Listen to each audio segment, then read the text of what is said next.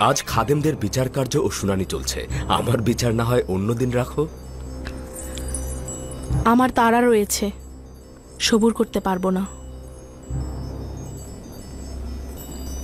খাদেমগণদের শুনানি পরে হবে। তুমি বলো অসেনাত। আমি জানতে চাই, আজই যে মিশর জনাব ইউজারসিফ মিশরের জনগণের নাজাত দানকারী, তিনি মিশরের জনগণের দুঃখ কষ্ট নাজাত দিয়েছেন, তাহলে কেন ভবঘুরে বৃদ্ধার হাল হাকিকত সম্পর্কে আপনি বেখবর?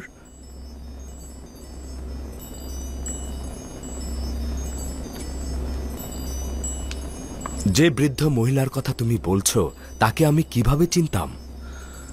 সেই বৃদ্ধ মহিলা তো আমার খোয়াবে ও জেহানে মশগুল ছিল, তুমি নিজেই তার সাক্ষী ছিলে। আমি তো এমনকি তাকে চিনতেও পারিনি। আপনি তাকে চেনেন, কিন্তু আপনি তার সম্বন্ধে অমনোযোগী আছেন। তিনি সেই যিনি আপনাকে বছরের পর বছর লালন পালন করেছেন। যখন তার ইশকের আগুন তার সত্তায় জ্বলছিল, তার সত্তাকে আগুনে জ্বালিয়েছিল, তখন তাকে তার নিজের অবস্থায় ছেড়ে দিয়েছেন। তিনিই হলেন জুলেখা।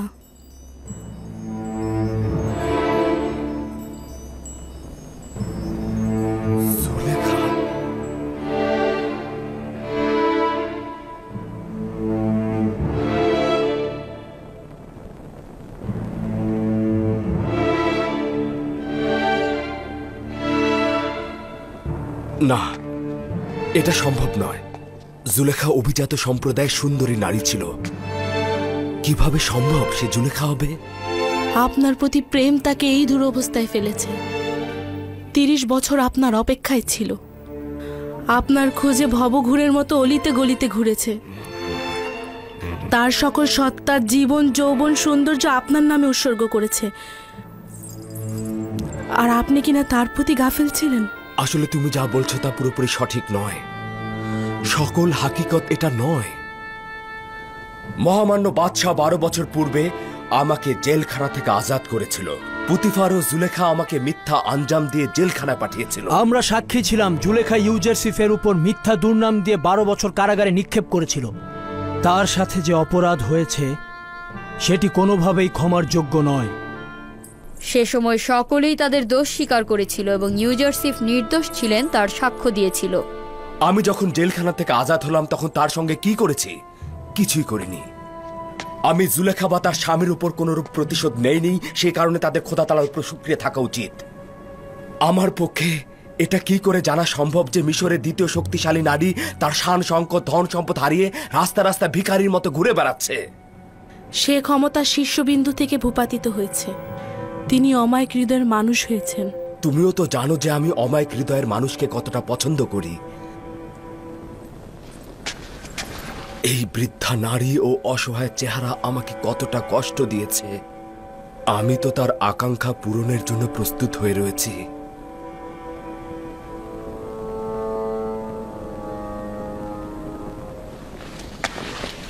আমি এখনই জুলেখাকে একটু দেখে আসতে চাইছি। না,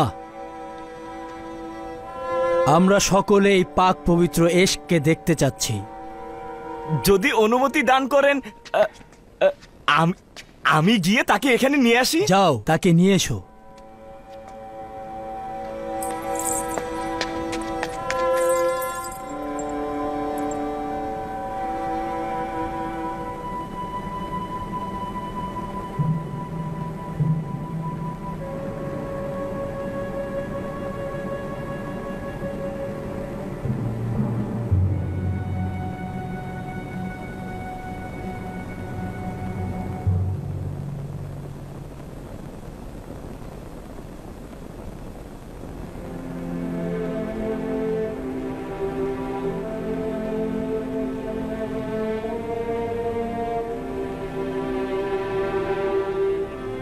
মহান খোদা তাআলা বলেছেন, জুলেখা প্রচুর কষ্ট করেছে এবং নিজের ভুলগুলো শুধরে নিয়েছে। সে এখন একজন ঈমানদার নারী এবং এক ও অদ্বিতীয় খোদার ইবাদতকারী। ইউসুফ তাকে পবিত্র ভালোবাসা দাও এবং সহধর্মিণী হিসেবে গ্রহণ করো। তার হকের জন্য তোমার দোষগুলো কবুল করা হবে। শুধু তাকে চাও খোদা তাআলার পক্ষ থেকে তাকে গ্রহণ ও পালন করা হবে।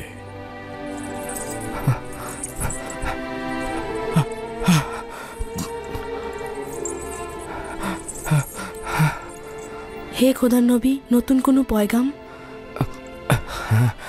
আজব ফরমান ছিল। আদেশ এসেছে জুলেখার প্রতি সহমর্মী হতে, তাকে সহধর্মিণী হিসেবে নির্বাচন করতে।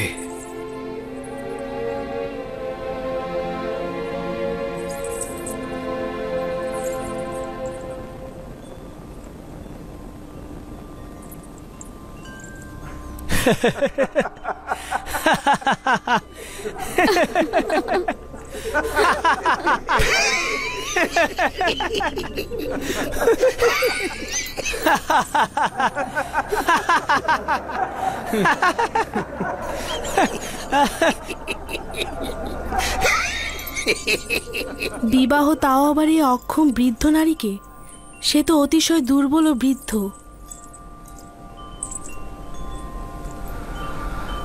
একক ও অদ্বিতীয় খোদার ফরমান এটাই, এই বৃদ্ধ মহিলাকে আমি বিয়ে করব।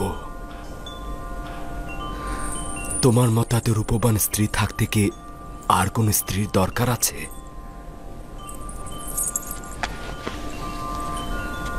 সে যেমন আছে তেমনই থাকুক, আমার জন্য তো কোনো পার্থক্য নেই।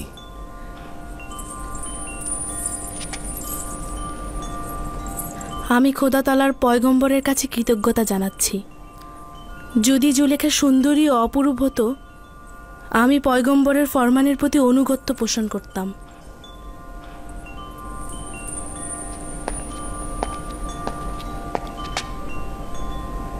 বানু জুলেখা ও তার সঙ্গী সাথীগণ প্রবেশের অনুমতি চাইছে।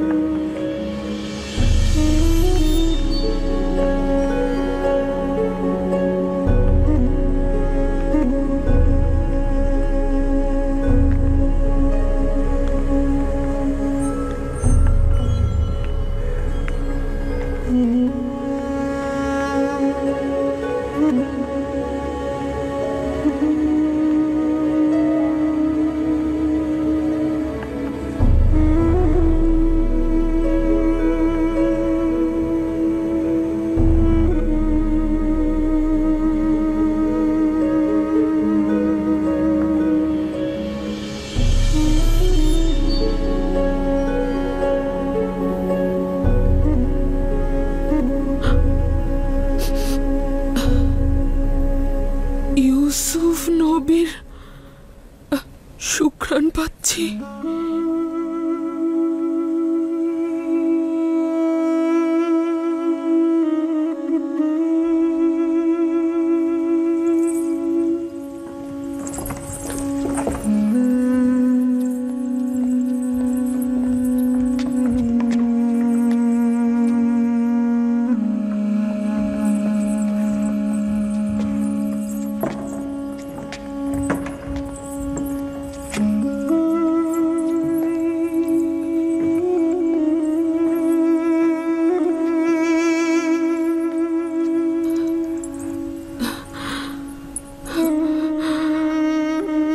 ওয়াসেনা, তুমি? আশা করেছিলাম খোদাবন্দের নবীর উপস্থিতিতে নিজেকে ধন্য করব।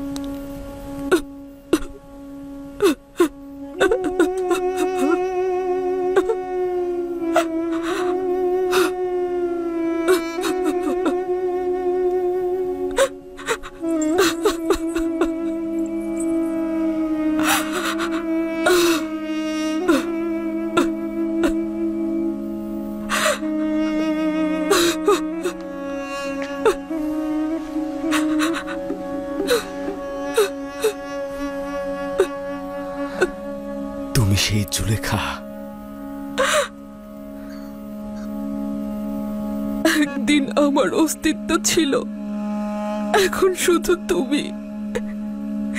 এর মধ্যে জুলেখা নেই।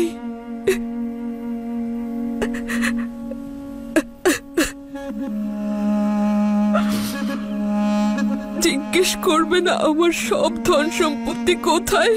জানি আমি, সবকিছু ইউসুফের জন্য ব্যয় করে দিয়েছো। জিজ্ঞেস করবে না আমার সকল প্রভাব প্রতিপত্তি কোথায়? শুনেছি সবকিছু আমার পথে ফানা করে দিয়েছো। জিজ্ঞেস করবে না আমার সকল সৌন্দর্য ও লাবণ্য কোথায় বিলীন হয়ে গেল? ইশকের দর্দ জানকে জ্বালিয়ে পুড়িয়ে ছারখার করে দেয়, আর দেহকে করে চূর্ণ বিচূর্ণ। এখন বলো তো দেখি, ইউসুফের জন্য তোমার ইশক কোথায়? ওই ইশক এখনো সুমহান, সমুন্নত রয়েছে সকল অস্তিত্ব দিয়ে। সিনায় লালন পালন করছি। তোমার থেকে খবরহীন থাকার কারণে ক্ষমা চাইছি। উপরওয়ালার ইচ্ছায় সবচাইতে বড় ইচ্ছা, সে আমাকে খবরহীন করে রেখেছে। আমার অবহেলা ছিল না। এটা কি তুমি আমার সাথে এত মোলায়েম কথা বলছো? এটা তো আসলে তোমারই হক জুলেখা। এখন তুমি একক ও অদ্বিতীয় খোদার পয়গম্বরের মনোযোগে রয়েছ। বলো তুমি আমার কাছে কি চাও? কি চাইবো? এখন তো সবই রয়েছে। মাহবুবকে চেয়েছি, সে তো এখন আমার কিনারায়। মাহবুবকে চেয়েছি, সেও সাথে রয়েছে। শুধুমাত্র ইউসুফকে দেখার ইচ্ছে ছিল, কিন্তু হলো না। আমার চোখ দুটো আমি হারিয়ে ফেলেছি। যদি মাশুক তোমার দৃষ্টিশক্তি ফিরিয়ে দিতে নাও পারে, তবে মাবুদ তো রয়েছে। তুমি মাবুদের কাছে চাও, আমিও দোয়া করব। যদি খোদা তাআলার ইচ্ছা হয় তো তোমার চোখ দেখতে পাবে।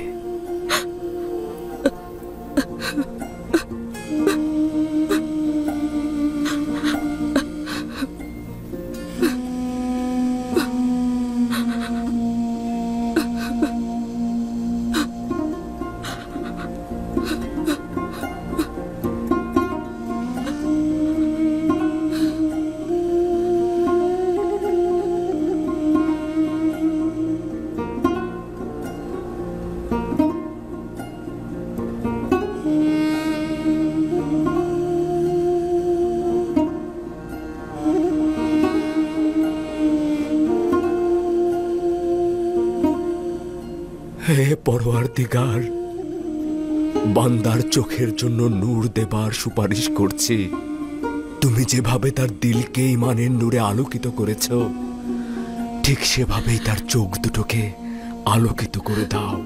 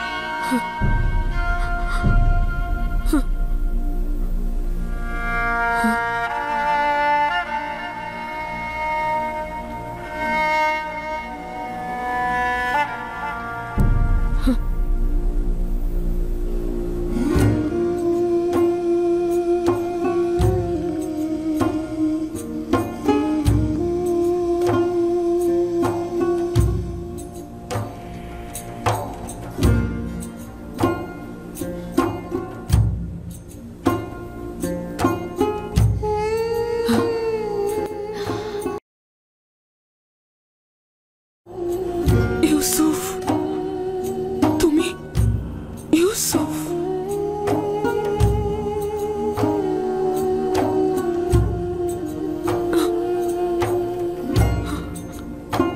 আমাকে কি করলে হে খোদার নবী? আমি তোমাকে দেখতে পাচ্ছি,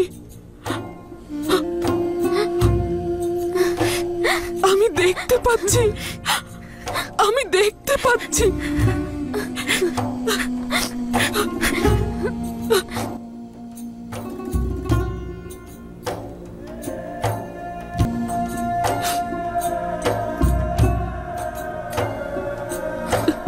সঠিকভাবে দেখো তো, সবাই কি দেখতে পাচ্ছ?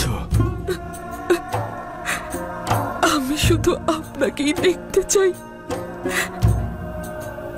আপনাকে ছাড়া আর কিছুই দেখতে চাই না। তার কাছে বলেছিলাম যেন আমি একবার ইউসুফকে দেখে মরতে পারি, একবার ইউসুফকে দেখতে পারি। উফ, এই চোখের অশ্রু আমার কাছে কি চাও? ইউসুফকে দেখতে দাও। আমার জীবনের শেষ মুহূর্তে ইউসুফকে একটু ভালোভাবে দেখতে চাই। চিন্তিত হও না জুলেখা, খোদা তাআলার পক্ষ থেকে সিদ্ধান্ত নেওয়া হয়েছে তোমার হারানো যৌবন আবার ফিরিয়ে দেওয়া হবে। বছরের পর বছর অপেক্ষা ও কষ্টের যন্ত্রণা জর্জরিত হওয়ার কারণে এভাবেই তার প্রতিদান দেওয়া হবে। খোদা তাআলার রহমত দেখতে পারছো? বিশ্বাসই হচ্ছে না, জুলেখা দেখতে পাচ্ছে। কেন নয়? যখন পয়গম্বর দোয়া করেন খোদা তাআলা তা কবুল করেন। দৃষ্টি ফিরে পাওয়া অনেক ছোট মোজেজা।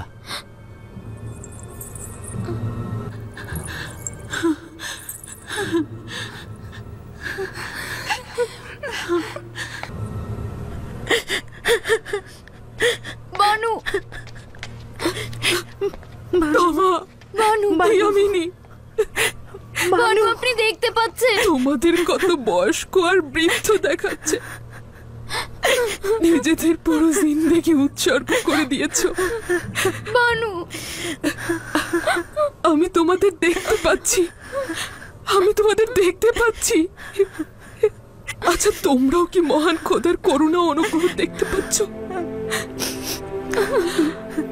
আমার কি করা উচিত হে খোদার নবী? কিভাবে শুকরিয়া জ্ঞাপন করব? আচ্ছা, সেজদা করলে কি হবে? হ্যাঁ, শুকরিয়া গুজারে সেজদা করো। খোদার প্রতি বান্দেগীর সবচাইতে উত্তম তাজিম।